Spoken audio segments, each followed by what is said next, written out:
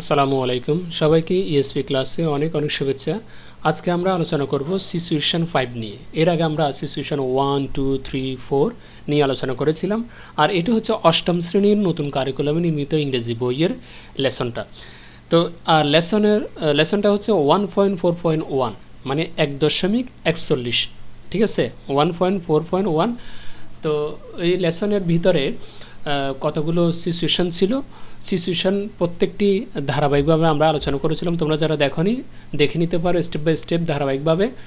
তো আজকে সিচুয়েশন 5 নিয়ে আলোচনা করব।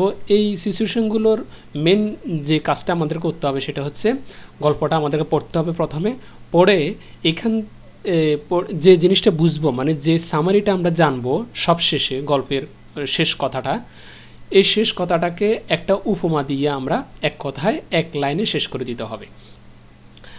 আর ওই উপমাটা অবশ্যই অ্যাপ্রোপ্রিয়েট উপমা হতে হবে।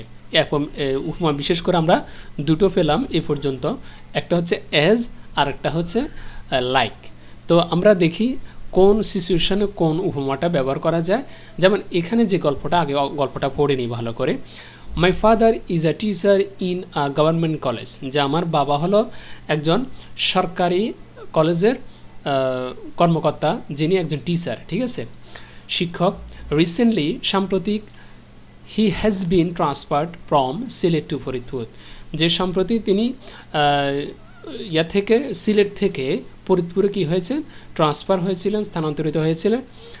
অ্যাকর্ডিংলি, এই অনুসারে বা এই জন্যই উই শিফটেড টু ফরিদপুর, আমরা ফরিদপুরে কি হলাম, শিফট হলাম, স্থানান্তরিত হলাম। উইদিন আ ফিউ ডেজ, কিছুদিনের মধ্যেই, I got admitted to Faridpur government high school, আমি কিছুদিনের ভিতরেই আমি ফরিদপুর যে সরকারি হাই স্কুলটা রয়েছে, সরকারি যে উচ্চ বিদ্যালয়টা রয়েছে, ওই উচ্চ বিদ্যালয়ে আমি কি করলাম, ভর্তি হলাম। When I entered the class, everything was new.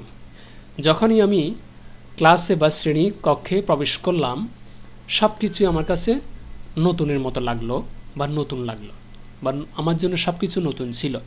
I felt so unfamiliar and uncomfortable in this new situation. আমি সব কিছুই ওই মুহূর্তেই, ওই অবস্থানে, সব কিছু নতুন হওয়াতে সব কিছু আমি কি করলাম, অপরিচিতি এবং অস্বস্তিকরভাবে আমি সব কিছু ফিল করতে লাগলাম। ঠিক আছে, এটা হচ্ছে মূল গল্পটা। এই গল্পের সামারিটা আমরা এক কথায় শেষ করে দিব। নিচে আমাদেরকে বলল যে now describe the uncomfortable situation using an appropriate simile, যে অস্বস্তিকর সিচুয়েশনে, অস্বস্তিকর জায়গায় যে সঠিক কোন সিমিলিটা ব্যবহার করে তুমি পুরো গল্পের সামারিটা এক কথায় শেষ করতে পারো। ঠিক আছে, আমরা উত্তরটা বরাবর মধ্যে তোমাদের সাজিয়ে রেখেছি। এখানে একটা টাইটেল দিলাম আনকমফোর্টেবল নিউ সিচুয়েশন, যে অস্বস্তিকর নতুন একটা জায়গা। আর সিমিলি কি, সিমিলি উপমাটা আমরা যেটা ব্যবহার করলাম এক কথায়, যেমন এই দেখো এখান থেকে একদম ফুল স্টপ পর্যন্ত একটা সেন্টেন্স আমরা পুরো কথা শেষ করে দিলাম। তো এখানে শুরুতে আমরা যেটা লিখলাম, entering the new class in Faridpur Government High School felt as uncomfortable as a fish out of water.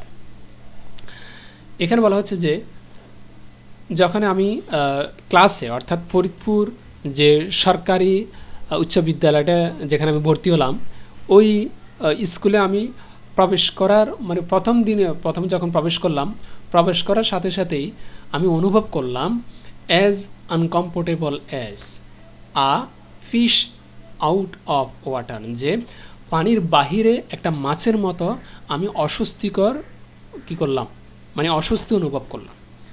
কিসের মতো, যে আ ফিশ আউট অফ ওয়াটার, যে পানির বাহিরে মাছের মতো। অর্থাৎ পানির বাহিরে যখন একটা মাছ রাখবে, তখন ওই মাছটা চটপট করতে রাখবে, তার কাছে অস্বস্তিকর লাগতেছে, কারণ সে পানিতে নেই, সে পানির বাহিরে আছে। তার জীবনটা থাকবে পানির ভিতরে, পানির বাহিরে যখন চলে আসবে তার জীবনটা হুমকির মধ্যে থাকবে। সেই জন্য মাছের সাথে তুলনা করা হয়েছে যে একটা মাছ যখন পানির বাহিরে চলে আসে তখন তার যেমন মনে হয়, যেমন লাগে, তেমনিভাবে আমার কাছে লেগেছিল যখন আমি প্রথম দিন আমি আমার ক্লাসে প্রবেশ করলাম। তো এটাকে অ্যাজ আনকমফোর্টেবল অ্যাজ এই শব্দটা দিয়ে অ্যাজ ব্যবহার করে মূলত উপমাটা শেষ করা হয়েছে। যেমন অ্যাজ আনকমফোর্টেবল অ্যাজ, এটা একটা উপমা, এটা একটা উপমা ওয়ার্ড অর্থাৎ সিমিলি ওয়ার্ড। এটা দিয়ে আমি পুরো কথাটাকে আমি এক লাইনে নিয়ে আসলাম। তো কিসের মতো? এটা হচ্ছে পানির বাহিরে একটা মাছের জীবনের মতো, ঠিক আছে, একটা মাছের মতো। এরপরে কি বললো?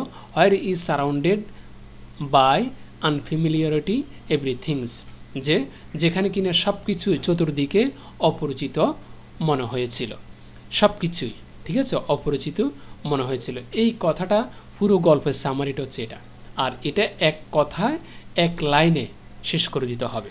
আর তোমরা দেখতে পাচ্ছ যে অ্যাজ আনকমফোর্টেবল অ্যাজ শব্দটাকে উপমা হিসেবে আমরা ব্যবহার করলাম। এটা তো আমরা মূল ওয়ার্ডটা, এটা একটা অ্যাডজেক্টিভ ওয়ার্ড, অস্বস্তিকর। তো অস্বস্তিকর সেটা একটা নাউন বা প্রনাউনের জন্য হয়ে থাকে, ঠিক আছে। এই শব্দটাকে আমরা অ্যাজ দিয়ে, অ্যাজ উপমাটা বা অ্যাজ সিমিলি শব্দটা দিয়ে আমরা শেষ করলাম। আর যখন কোনো অ্যাডজেক্টিভকে অ্যাজ শব্দটা দিয়ে উপমা হিসাবে ব্যবহার করবে তখন অবশ্যই প্রথমে অ্যাজ তো থাকবে, শেষেও অ্যাজ দিয়ে পুরো শব্দটাকে শেষ করতে হবে। এটা হচ্ছে সিমিলির নিয়ম, ঠিক আছে। এটা হচ্ছে অ্যাডজেক্টিভকে যখন তুমি তোমার একটা সিমিলি হিসেবে ব্যবহার করবে তখন এইভাবে লিখতে হয়।